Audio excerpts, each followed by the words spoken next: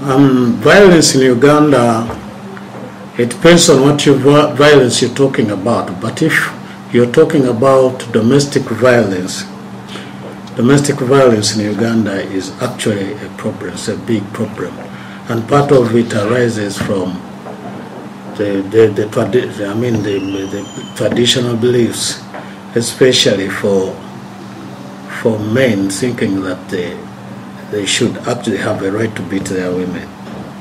And this is an issue that has always come up, especially in those homes that are still very traditional and believe in our traditional beliefs. The problem is that the women we used to have in the past that used to accept that are no longer there. The women that we have now are a bit enlightened, and they do want to resist, and they want also to show they are what? They want to show that they also have a right and they shouldn't be beaten. And this causes a lot of problems. But it's also caused by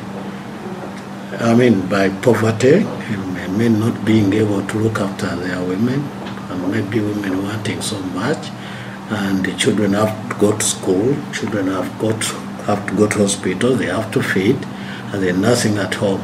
And as a result, the parents start fighting over that. But we also know, as a ministry responsible for children, we also know that violence in homes affects children. Because sometimes the wrath of a husband having beaten a wife, ends with the wife actually beating the children, because they cannot fight back with the men. But sometimes it's also true that if there is discord within the family, children are always beaten, they are always denied food, and emotionally they are not stable. And actually we have seen it in different schools, children that have got problems, where you find violence happening in homes. Children are not attending school, their performance goes down even if they continue attending, and generally they have problems. We know that if we don't address the situation, a lot of things happen. Because if a child grows up in violence and gets used to sometimes they have their coping mechanisms, and probably they can stand violence.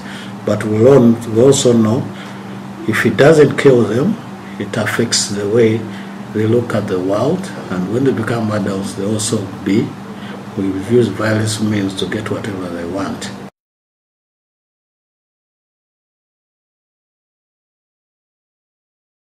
As a ministry, we have concentrated very much on the protection of children from abuse and neglect. For instance, from 1996, we developed a Children's Act.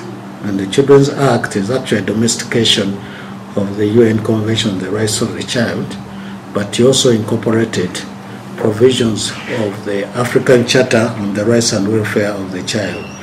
The Children's Act is responsible for protection of children from any violation of any rights that Uganda has been able to sign for. The Children's Act places the local communities, especially the local councils, from LOC1, which is a village council, to LOC2, which is a parish council, to LOC3, which is a sub-county council, and the sub-county council is our unit of administration, the first one before you go to the district.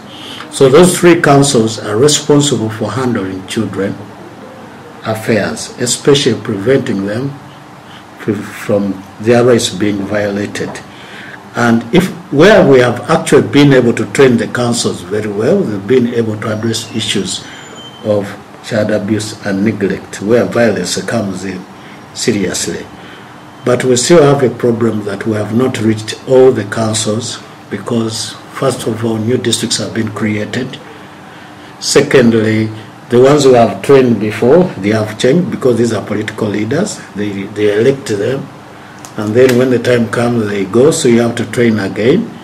Unfortunately, we have to continue training because the resources are not enough.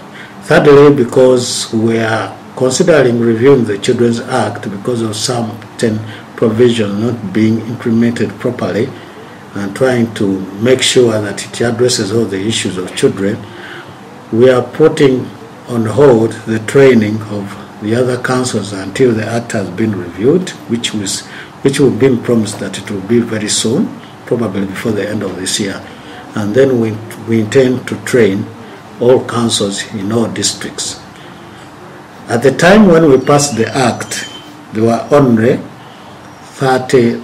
only 45 districts in this country. Right now, when we are talking, we have 140 districts. And each district has got its own local councils, has got its own probation officers, community development officers. All those are not trained.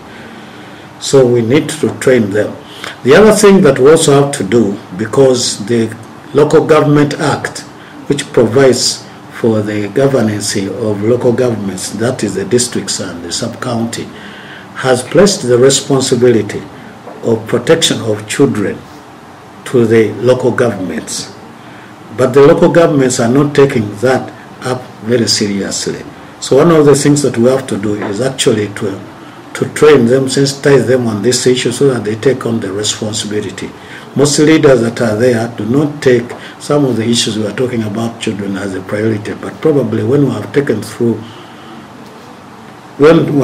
them through what it requires for them to do and how important these children are and the issues that should be addressed, then they'll probably be able to bring them always on their agenda and discuss them. We believe that they can pass bylaws, ordinances to support the national laws and national policies so that they can better protect the children from violence at that level.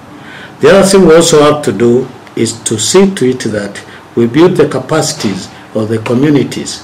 When I talk about the communities, I'm talking about the villages and the parishes, to be able to provide immediate support to children that are being abused, but also to be able to respond to issues that might lead children to being abused and the violence being applied on them. They can resolve issues in their homes and they can reduce the issues of violence.